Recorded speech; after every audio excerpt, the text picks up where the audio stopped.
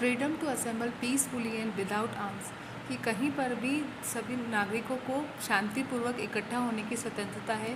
Freedom to form association and unions, कि वो उन्हें अपना एसोसिएशन, अपना संगठन बनाने की, अपना यूनियन बनाने की स्वतंत्रता है। फ्रीडम टू मूव फ्रीली, कहीं पर भी आने जाने का फ्रीडम है। Freedom to reside in any part of the country, India के किसी भी पार्ट में वो रह सकते हैं। Freedom to practise any profession और ऑक्यूपेशन, कि वो चाहे तो कोई भी प्रोफेशन या ऑक्यूपेशन अपना सकते हैं। Then third number right is right against exploitation, शोषण के विरुद्ध अधिकार। एक्सप्लॉयटेशन का मतलब होता है शोषण।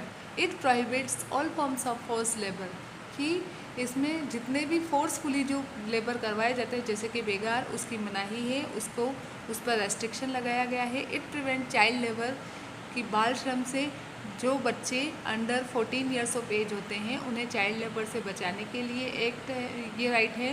Prevents traffic in human beings में ट्रैफिक से बचने के लिए। देन फोर्थ नंबर है आपका right to freedom of religion. Right to freedom of religion का मतलब आप अपनी चॉइस के अकॉर्डिंग कोई भी धर्म अपना सकते हो। People have a right to follow, practise and preach any religion of their choice. Then 5 number is cultural and educational rights, कि all minorities have a right to conserve and develop their own culture. जितनी भी minorities हैं उन सब के पास ये right है कि वो अपने ओन खुद के कल्चर को डेवलप करें और उसे बचाएं। Then 6 number is right to constitutional remedies, कि जो भी अमेंडमेंट होते हैं, कि अगर लगता है उनको सिटीजन्स को ये लगता है कि उनके फंडामेंटल राइट्स का हनन हो रहा है, उनके फंडामेंटल राइट्स को नुकसान पहुंच रहा है, तो वो उसके अगेंस्ट कोर्ट में जा सकते हैं। कि स्टेट अगर उन्हें नुकसान पहुंचा रहा है तो वो कोर्ट में जा सकते हैं। Under this right citizen have the right to go to court if they feel that any of their fundamental rights has been violated by the state. कि इस कॉन्स्टिट्यूशन रेमेडीज़ का मतलब ये होता है कि अगर राज्य के द्वारा उनके किसी भी अधिकारों का हनन होता है, किसी भी अधिकार को नुकसान पहुंचाया जाता है, तो वो स्टेट के विरुद्ध कोर्ट में जा सकते हैं। एक 7th नंबर का राइट और था, the right to property, that was initially a fundamental right provided to the people under the Indian constitution. कि पहले ये इंडियन कॉन्स्टिट्यूशन में राइट टू प्रॉपर्टी एक 7th नंबर का राइट और था। It was taken away by the 44th amendment, लेकिन 44th amendment यानी कि कॉन्स्टिट्यूशन में जो सुधार हुआ था 44th नंबर का, उसमें से ये हटा दिया गया। अब ये सिर्फ एक लीगल राइट है, यानी कि एक कानूनी अधिकार रह गया है मात्र। Now fundamental duties. Rights and duties are interrelated or they most go together. अधिकार और कर्तव्य, राइट्स और ड्यूटी आपस में एक दूसरे से रिलेटेड होते हैं, वो साथ साथ चलते हैं। For the progress of the nation is very important for citizens to perform and certain duties, कि अगर हमारे राज्य को प्रोग्रेस की तरफ बढ़ाना है तो हमारे सभी नागरिकों के लिए बहुत ही ज़रूरी है कि वो अपने कुछ ड्यूटीज़ निभाएं। Our Constitution has listed the following fundamental duties of citizens. हमारे कॉन्स्टिट्यूशन में कुछ ये जो सिटीजन्स की ड्यूटीज़ बताई गई है। To abide by the constitution and respect its ideals and institutions, the national anthem, कि हमारे कॉन्स्टिट्यूशन, उसके जो इंस्टीट्यूशंस हैं और जो नेशनल एंथम है, उन सभी का हमें सम्मान करना चाहिए। To cherish and follow the noble ideals which inspired our national struggle for freedom, हमारे देश की स्वतंत्रता के लिए जो भी नेशनल स्ट्रगल्स हुए थे, हम और जो भी नोबल आइडियल्स थे जिनसे जो हमें इंस्पायर करते हैं, प्रेरित करते हैं, हमें उनका सम्मान करना चाहिए। To uphold and protect the sovereignty, unity and integrity, हमें अपने इंडिया की अखंडता और एकता की रक्षा करनी चाहिए। To defend the country and render national service when called upon to do so, कि राष्ट्र को बचाने के लिए जब हमें राष्ट्र से बुलावा आए तो हमें राष्ट्र को सर्विस देनी चाहिए। टू प्रमोट हार्मनी, शांति बनाए रखना या आपसी सामंजस्य बनाए रखना चाहिए, कोऑपरेट करना चाहिए। To value and preserve the rich heritage of our composite culture, कि हमारा ये जो सांस्कृतिक कल्चर है उसे हमें बचाना चाहिए, उसके वैल्यू को समझना चाहिए। To protect and improve the natural environment, जो प्राकृतिक वातावरण है उसे प्रोटेक्ट करना चाहिए और उसे इम्प्रूव करना चाहिए। To develop scientific temper, humanism and spirit of inquiry and reform, कि हमें साइंटिफिक टेम्पर में या इंसानियत कह सकते हो या अपने आत्मा की आवाज़ या सुधार जो है उन सब में डेवलपमेंट करना चाहिए। To safeguard public property जो होती है उसे उसकी रक्षा करनी चाहिए। To strive towards excellence in all spheres, strive का मतलब होता है प्रयास, to strive towards excellence in all spheres of individuals and collective activity, कि जो भी एक्टिविटी होती है हमें उसकी तरफ, उसके डेवलपमेंट की तरफ इंडिया के हमें भी अपने प्रयास करने चाहिए। फिर आता है आपका directive principles of state policy. ये क्या होता है directive principle of state policy? These are certain guidelines laid down in the Indian Constitution which give the government a road map to work and adhere to the spirit of these principles। ये कुछ ऐसी guidelines होती है जो कि हमारे Indian constitution में बताई गई है, जो हमारी गवर्नमेंट को एक तरीके से एक नक्शा बताती है कि उसे कैसे काम करना चाहिए, कैसे इन प्रिंसिपल्स के आगे बढ़ाना चाहिए। As the constitution aim to achieve the ideals of a democratic welfare state, जैसे कैसे कॉन्स्टिट्यूशन का ये एम होता है कि जो डेमोक्रेटिक वेलफेयर स्टेट है, स्टेट की वेलफेयर के लिए, उसकी भलाई के लिए काम करें। These principles are expected to be kept in mind by the government, और गवर्नमेंट को अपने माइंड में ये प्रिंसिपल्स का ध्यान रखना चाहिए। Article 38 of Indian constitution states that the state shall strive to promote the welfare of the people। Article 38 Indian constitution का जो आर्टिकल 38 है उसमें ये बताया गया है कि स्टेट को लोगों की भलाई के लिए प्रयास करते रहना चाहिए।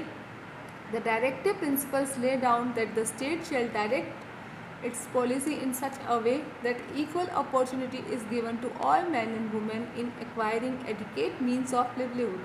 कि इसका जो डायरेक्टिव प्रिंसिपल्स जो बताया गया है कि स्टेट को ये पॉलिसी होनी चाहिए स्टेट की कि चाहे मैन हो, सारे आदमी हो, सारी औरतें हो, सभी को जीने के जो एडुकेट मीन्स होते हैं, जो चाहिए उनकी, वो सभी को अवसर उसके मिलने चाहिए। And the economic system should not result in concentration of wealth in a few hands. और ये नहीं होना चाहिए कि जो हमारा इकोनॉमिक सिस्टम है वो कुछ ही हाथों में बंद कर रह जाए, कुछ ही हाथों की संपत्ति रह जाए। It is the government's moral duty to follow these principles while formulating policies, but these are not legally binding on the government। ये जो गवर्नमेंट की मोरल ड्यूटी होती है कि वो इन सभी प्रिंसिपल्स को फॉलो करे और उनको फॉर्मुलेट करे पॉलिसीज़ को, लेकिन ये लीगली नहीं है, इसलिए गवर्नमेंट इसके लिए बाइंडिंग नहीं है, उसको गवर्नमेंट को आप बाध्य नहीं कर सकते हो। Now our chapter is over and we will do the exercises. Tick the correct option. The governance of a country is done in accordance with the directives of the, कि एक कंट्री की जो गवर्नेंस है वो किसके साथ में, with the directives of the constitution, किसके साथ होती है वो, कॉन्स्टिट्यूशन, जुडिशरी, एग्जीक्यूटिव या लेजिस्लेचर। तो इसका आंसर है governance of the country is done in accordance with the directive of constitution. Constitution में जो रूल होते हैं उसके अकॉर्डिंग वो चलती है। Then our answer is constitution. Second number is a republic is headed by. Republic जो होता है फॉर्म, उसमें हेड कौन होता है, hereditary ruler, dictator, elected entity या नन ऑफ दिस। तो इसमें कौन होता है, चुना हुआ जो नेता होता है वो होता है। देन थर्ड नंबर होता है फेडरलिज्म मीन्स। फेडरलिज्म का मतलब क्या होता है, two level governance system, full power with union government, full power with state government या नन ऑफ दिस। तो इसका आंसर है टू लेवल गवर्नमेंट सिस्टम, यानी कि एक सेंट्रल लेवल पर और दूसरी स्टेट लेवल पर।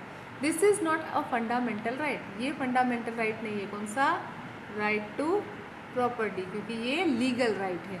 Then 5 number, the directive principles of state policy are guidelines for the, किसके लिए गाइडलाइंस है वो, state policy are guidelines for the government, किसके लिए है, गवर्नमेंट के लिए।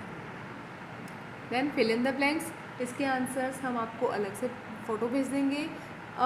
Constitution represent the value and vision of its founding father. Constitution जो है वो अपने पूर्वजों की जो वैल्यूज़ विजन है वो रिप्रेजेंट करता है। The preamble defined the philosophy on which the entire solution has been built. Preamble जो है वो फिलोसफी बताया जिस पर पूरा कॉन्स्टिट्यूशन बना है।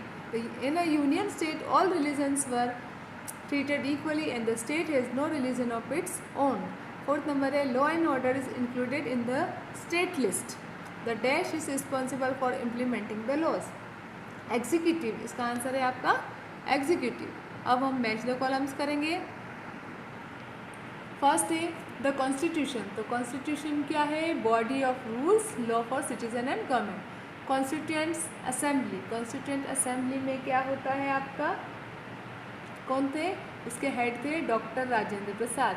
प्रिएमेबल, प्रिएमेबल में क्या है, लिबर्टी, इक्वलिटी एंड फ्रेटर्निटी। फिर आता है आपका फेडरलिज्म, फेडरलिज्म जो है वो क्या है, कॉन्फ्रेंस लिस्ट में फेडरलिज्म में होती है। फिर आता है आपका डायरेक्टिव प्रिंसिपल्स, ये है आपकी डायरेक्टिव प्रिंसिपल्स जो है वो गवर्नमेंट के लिए गाइडलाइंस है। अब हम ट्रू फॉल्स करेंगे। The constitution of India lays down rules and laws for citizens only, कि सिर्फ सिटीजन्स के लिए है रूल्स और लॉज, नहीं, सिटीजन्स के लिए नहीं है, गवर्नमेंट के लिए भी तो रूल्स हैं इसमें, इसलिए ये रॉन्ग है। Then second number is the constitution was adopted by the constituent assembly on January 26, 1950, उस दिन तो इम्प्लीमेंट हुआ था, अडॉप्ट तो हुआ था ये 1949 को, so it is wrong.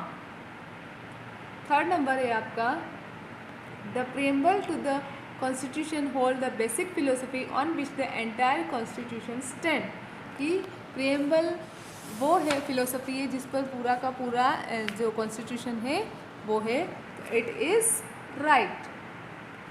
Now fourth number, law and order comes under the union list of subject, law and order जो है वो यूनियन लिस्ट ऑफ सब्जेक्ट नहीं, ये स्टेट लिस्ट में आते हैं, स्टेट अपने अकॉर्डिंग बनाती है। Fourth number, the fundamental rights to freedom is an absolute right, yes, right to freedom is an absolute right.